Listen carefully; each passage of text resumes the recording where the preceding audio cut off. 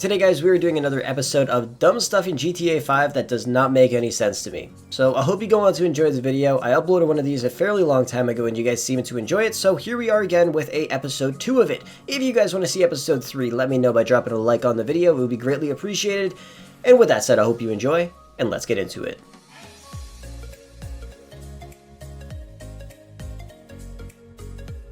The very first thing is going to be upgrade costs for specific cars. It's really stupid, and it doesn't make any sense to me, because for certain cars, the exact same upgrade is very cheap, and then for another car, it's the same upgrade, but it is much more expensive. Let's take a look at a couple examples. This roof scoop right here on the LG Retro Custom costs $6,240, which is stupid for a piece of plastic on a roof that doesn't do anything. For the Calico GTF, the exact same one costs $1,600. Once again, doesn't do anything, it's the exact same thing, but it is way cheaper. And then if you go and take a look at the Karen Futo GTX, the exact same roof scoop once again only costs $700 for this vehicle. So why is there such a huge difference in price from $6,000 all the way down to $700 for the exact same thing? Doesn't make any sense. Here's another example. If you guys were to take the triple intake bug catcher, throw it on the Chino Custom, it'll only cost you $1,500. But if you did the exact same thing on the Gauntlet Hellfire, it would cost you $12,500, which doesn't make any sense. And then if you did the exact same thing once again, but you threw the triple intake bug catcher on the classic version, it would cost you $13,250. This just doesn't make any sense. Why does the price skyrocket from one that's $1,500 all the way up to a price of $13,000? There's probably one other one in GTA 5 that costs even more than that. Here's another example. Xenon lights on the Karen Futo, they only cost $3,000, which is pretty cheap for Xenon lights in GTA 5. But if you were to go and buy another car, for instance like the Pegassi Vaca, it would cost you $7,500 to put Xenon lights on this car. Like, how does that make any sense? And this happens for a ton of different cars in the game. I'm pretty sure the prices for Xenon lights are like 3K, 5K, and 7.5K. That's just stupid. Doesn't make any sense to me. And then what about turbo tuning? If you guys were to put turbo tuning on a car like the Gauntlet, for example, it's only going to cost you $30,000. But then if you were to put turbo on the Faction Custom, it's going to cost you $50,000. What is with Rockstar and making all of these upgrades different prices for the exact same thing? It would be different if it actually improved the performance much more in one vehicle and much less in another or something like that, but that wouldn't make much sense either. So why the hell are certain upgrades so much more expensive for some vehicles and then so much cheaper for others? It literally doesn't make any sense, because even some of the newer vehicles in GTA 5 have upgrades that are dirt cheap, and some of the original vehicles that came out in GTA Online have upgrades available for them that are much more expensive than the ones for the newer vehicles, even if they're the exact same upgrade. I find it really stupid, and I don't think it makes any sense whatsoever, especially if it's the exact same customization. Like I said, it happens a ton in GTA 5. I guarantee you could find a ton of other examples just by playing the game and bringing 2 cars to the custom shop. By the way, be sure to check out Digizani. You could purchase games, gaming accessories, and in-game currency for all your favorite games like GTA 5, Forza, and many more. Use code Frolickz at checkout and get a 10% discount. Here's another really dumb thing. Did you know when you actually kill someone in GTA Online, you're not actually aiming directly at what you're aiming at? For instance, I killed somebody in this car. You can see when I'm actually aiming the gun at them,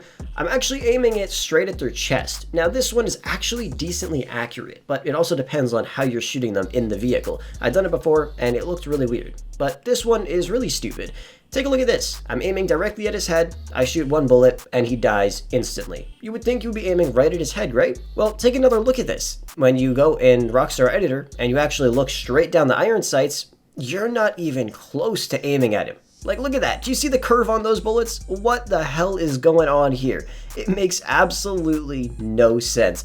You guys can try this too. It's not hard to do at all. Just go into GTA 5, go in any kind of camera mode except for first person, obviously, and then just start shooting people. And then go into the Rockstar editor afterwards and look straight down the iron sights of your gun, and you won't be aiming anywhere close to the person that you're shooting at. I find it kind of funny, but maybe it's just the way the game mechanics work, but I still think it's kind of dumb and I wanted to add it to this video. This next one has to be one of the dumbest things that Rockstar's ever done in GTA Online. The fact that all races and mission payouts were significantly reduced.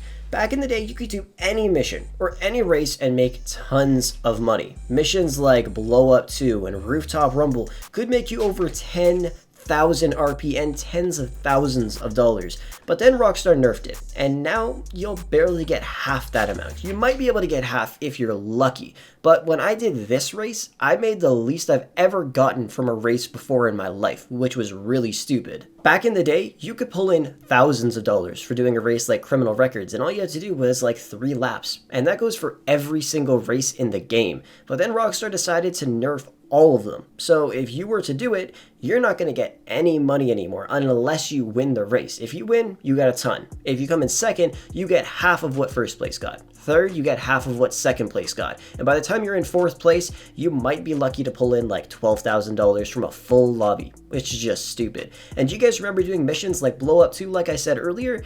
Guys, back in the day, if all you had to do was put the car in a little hiding spot, grab a tank, and kill cops, and every cop you killed, you would get a bunch of RP. You could finish the mission after like 6 minutes, and you would get 10,000 RP every single time. The money wouldn't be amazing, but honestly, still, back then, you would be pulling in like $17,000 to like $20,000 for doing it, and if you did it with crew members, and you did it with your friends, you would make even more money. And now if you do it, you could sit there for half an hour in a tank, killing all these cops, have 5 stars, and then deliver the vehicle, and you might be lucky to walk away with 4,000 RP at the very, very most. It's so stupid, and I don't understand why Rockstar ever nerfed any of these missions. It just makes the game way less fun for newer players, because when we first started playing, that's all we were doing. Now new players have to start off by doing things that are a lot more complicated, they have to save a lot more money, and obviously they're not going to buy shark cards all the time, so they're going to start doing glitches and stuff like that and get their accounts banned. So come on Rockstar, put this stuff back in the game and let newer people and, you know, us as well, to actually enjoy the game a little bit more by going back, playing these old missions, and being able to get some decent rewards from them. And the final thing for this video is going to be wide body kits are the stupidest things in GTA 5 Online. Take a look at this Karen 190Z. It looks absolutely stunning, right? And then you throw a wide body kit on it, and it ruins the look of the car. It looks like you were in the middle of building your car, but then you just forgot to add some spacers in, and boom, now your wheels are just ugly, and they look like crap. I installed a mod, and just popped the wheels out a little bit, and now the car looks absolutely perfect. Do you want to know the way that Rockstar could easily fix this issue? All they would have to do is if you put a wide body kit on any vehicle, your wheels will automatically line up with the body kit. How hard would that be to do? I've said this before, I'm not a game developer, but you know, in one of the most recent updates in GTA 5, they added an entire island to the game. So I don't think it would be too hard to automatically make your wheels line up with the body arches that you throw on. Here's another terrible example, I'm not gonna lie. The tailgate arrest, like look at this ugly ass body kit, man. Like it just looks like a shitty car with that on. It looks so terrible.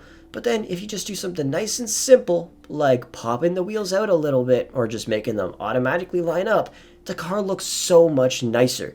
Way nicer. And obviously it still looks great without the wide body kit on, and obviously if you didn't put it on, then, you know, the wheels wouldn't pop out at all. Now this is obviously a mod, but it's a beautiful Dodge Challenger. You wouldn't put a body kit on like this, you wouldn't leave it like that, that looks stupid. You have to put the wheels out to line up with the body kit. If you left it in like that, it would just look really, really ugly, especially with this Liberty wide body kit on. Who would actually do that? Like, unless you don't have the money to do it, then I just wouldn't drive the car until I had the money to do it, because I would honestly be embarrassed to drive a car around where I had a wide body kit on it and, you know, the wheels just did not line up with it properly. It just looks really disgusting. But now that you actually have it and it looks lined up and everything, it makes the car look way nicer. So if Rockstar could just do the simple thing of if you put a wide body kit on your car, the wheels would just line up, it would make everything better. And you can make some beautiful cars, because a lot of vehicles in GTA Online have options to put a wide body kit on them. But of course, you know, it doesn't look good at all, ever. It literally never looks good, I'm not gonna lie to you. But, you know, they could do it and they could easily fix it. So hopefully in the future they do. Anyways, that's pretty much going to wrap the video up for today. Thank you so much for watching. If you guys want to see an episode 3 of this, drop a like on the video. Be sure to comment down below some other dumb stuff in GTA 5 Online. And with that said, I'll catch you guys in the next one.